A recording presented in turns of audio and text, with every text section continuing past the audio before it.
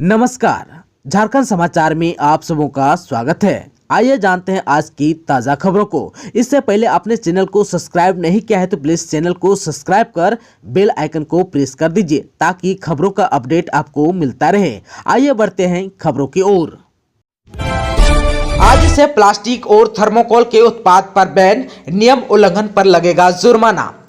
केंद्र सरकार ने 1 जुलाई से पूरे देश में सिंगल यूज प्लास्टिक से बने सामान पर बैन लगा दिया है। सिंगल यूज प्लास्टिक ऐसी वस्तुओं को कहते हैं जो प्लास्टिक से बनी होती है और उन्हें एक बार ही इस्तेमाल के बाद फेंक दिया जाता है। पर्यावरण मंत्रालय की अधिसूचना के अनुसार 1 जुलाई 2022 से सिंगल यूज प्लास्टिक वस्तुओं के निर्माण, आयात, स्टॉक, वितरण, बिक्री और उपयोग पर प्रतिबंध है। इसके दायरे में पॉलीस्टाइनिन और विस्तारित पॉलीस्टाइनिन वस्तुएं भी आती है।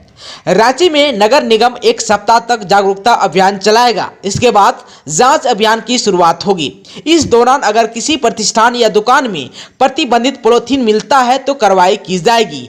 दुकानों से जुर्माना वसूला जाएगा। स्टॉक ज्यादा पाया गया तो ऐसी दुकानों को सील भी किया जाएगा। रांची नगर निगम ने आम लोगों के लिए हेल्पलाइन नंबर जारी किया है। अगर कोई व्यक्ति प्रतिबंधित पॉलीथीन का व्यवसाय कर रहा है तो इसकी सूचना नगर निगम के हेल्पलाइन नंबर 065122000011 और 9431104429 नंबर पर दे सकते हैं। स्वास्थ्य मंत्री बन्ना गुप्ता की बड़ी घोषणा, विधानसभा में लाएंगे मेडिकल प्रोटेक्शन बिल। झारखंड के 5 CHC सम्मानित। झारखंड सरकार के स्वास्थ्य मंत्री बन्ना गुप्ता ने कहा कि राज्य सरकार चिकित्सकों एवं पारा मेडिकल कर्मचारियों की सुरक्षा के लिए मेडिकल प्रोटेक्शन एक्ट लागू करने को लेकर गंभीर है। इसे लेकर शीघ्र दोबारा प्रस्ताव कैबिनेट में लाया जाएगा। कैबिनेट की स्वीकृति के बाद विधेयक झारखंड विधानसभा में लाया जाएगा। मंत्री बन्ना गुप्ता शुक्रवार को यानी कि आज राष्ट्रीय चिकित्सक दिवस के अवसर पर प्रोजेक्ट भवन रांची में चिकित्सकों के सम्मान समारोह को संबोधित कर रहे थे। उन्होंने इस अवसर पर क्लिनिकल एस्टेब्लिशमेंट एक्ट के कुछ प्रावधानों को जटिल और अव्यवहारिक बताते हुए उसमें संशोधन की बात कही। मंत्री ने कोरोना नियंत्रण में चिकित्सकों की भूमिका की सराहना करते हुए कहा, सरकार भी उनके चेहरे पर मुस्कान लाने के लिए कृत संकल्प है। इस अवसर पर स्वास्थ्य विभाग के अपर मुख्य सचिव अरुण कुमार सिंह ने कहा कि सरकारी चिकित्सक प्रशिक्षण के लिए बाहर जाना चाहेंगे तो राज्य सरकार भेजेगी। उनके करियर प्लानिंग पर भी काम हो रहा है। इस अवसर पर आयुष्मान भारत योजना में उत्कृष्ट कार्य करने वाले चिकित्सकों को प्रतीक चिन्ह तथा प्रमाण पत्र देकर सम्मानित किया गया। एम्स देवघर के निदेशक डॉक्टर सौरभ वात्स्य, रिम्स के निदेशक डॉक्टर कामेश्वर प्रसाद को विशेष जूरी अवार्ड दिया गया। वहीं टॉप 5 CHC में CHC अनगढ़ा के डॉक्टर अमरेंद्र प्रसाद, नवाडी बोकारो के डॉक्टर कामेश्वर महतो, कसमार के डॉक्टर नवाब, झरिया के डॉक्टर मिहिर कुमार, सिल्ली के डॉक्टर जितेंद्र महली को सम्मानित किया गया। राज्य में सक्रिय हुआ मानसून, 4 जुलाई तक होगी बारिश। झमाझम बारिश के साथ राज्य में मानसून फिर से सक्रिय हो गया।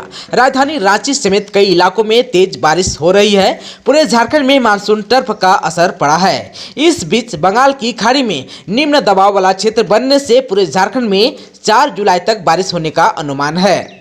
मौसम विभाग ने 1 जुलाई को भी संथाल परगना सहित रांची, गुमला, सिमडेगा, लोहरदगा, जमशेदपुर में भारी बारिश की संभावना व्यक्त की है। कई जिलों में तो बारिश शुरू भी हो गई है। अन्य इलाकों में हल्के और मध्यम दर्जे की बारिश होगी। मौसम वैज्ञानिक अभिषेक आनंद ने कहा कि मानसून के फिर सक्रिय होने से इन दिनों पूरे झारखंड में बारिश होगी। कई इलाकों में वज्रपात होने की भी आशंका है। 30 जून को सबसे अधिक धनबाद में 76.2 मिलीमीटर बारिश हुई है। मौसम विभाग के अनुसार झारखंड में इस वर्ष अब तक अन्य वर्षों के मुकाबले कम बारिश हुई। झारखंड में इस समय तक लगभग 189.5 मिलीमीटर बारिश हो जाती थी, लेकिन अब तक मात्र 95.7 मिलीमीटर तक ही बारिश हुई है। जुलाई और अगस्त में अच्छी बारिश की उम्मीद है। झारखंड में रथ यात्रा आज 16 दिनों के एकांतवास के बाद भगवान जगन्नाथ देंगे दर्शन। रथ यात्रा आज मनाई जा रही है। रांची के जगन्नाथपुर स्थित मंदिर में आज 16 दिनों के एकांतवास के बाद भगवान जगन्नाथ, भैया बलभद्र और बहन सुभद्रा संग भक्तजनों को दर्शन देंगे। आज की पूजा से पूर्व गुरुवार की शाम नेत्रदान किया गया। इसके बाद आज रथ पर सवार होकर भगवान जगन्नाथ, भैया बलभद्र और बहन सुभद्रा मौसी बाड़ी जाएंगे। बड़ी संख्या में भक्त रथ खींचेंगे। मंदिर प्रबंधन के साथ साथ इस आयोजन को लेकर प्रशासनिक तैयारी भी की गई है।